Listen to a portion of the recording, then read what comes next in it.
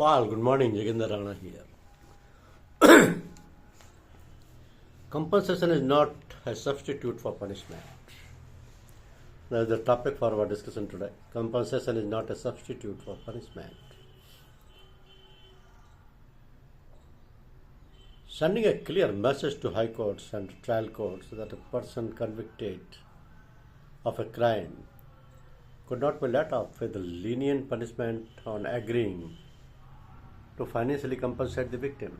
Supreme Court on Tuesday said that such compensation could not be considered equivalent to a substitute for punishment.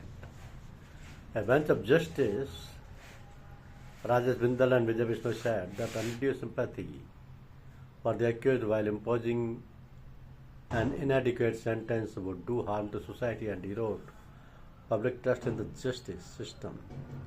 It expressed concern over the misplaced understanding of various high courts in treating compensation as a substitute for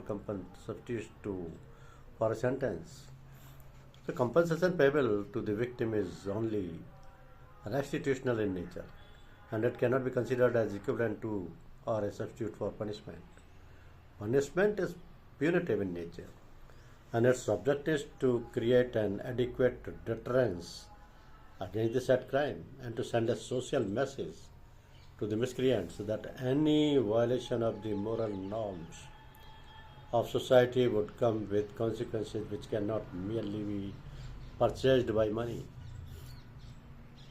So the bench quashed a Madras High Court order that had reduced 3-year jail term in an attempt murder case to the sentence undergone by them 2 months after the two persons convicted agreed to pay 50,000 each to the victims. It said the High Court had acted in a defiance of the law and made a travesty of established criminal jurisprudence in arriving at its conclusion. The consideration to be kept in mind while awarding punishment is to ensure that the punishment should not be too harsh, but at the same time, it should also not be too lenient so as to undermine its deterrent effect. So the objective of punishment is not to seek vengeance for the crime, rather it is an attempt to reconstruct the damaged social fabric of society in order to pull back its wheel on the track. Supreme Court said the provision of compensation had its roots in victimology, which acknowledges victims as the primary sufferers of the crime and advocated the idea of providing some relief from the sufferings.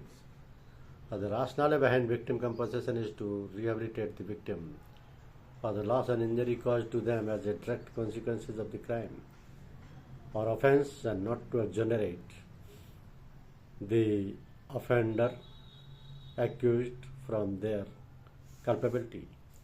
So the practice of enhancing the compensation payable to the victim and reducing the sentence, especially in case of grave offense, is dangerous, as it might send a wrong message to society that offender accused persons can absolve themselves from their liabilities by merely paying a monetary consideration.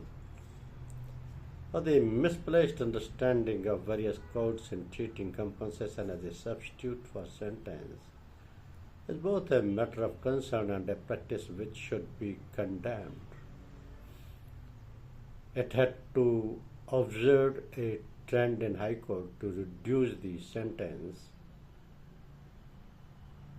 awarded by trial courts capriciously and mechanically, without any visible application to judicial minds. So Supreme Court slams practice of High Court reducing sentence of convicts on payment. Thank you very much.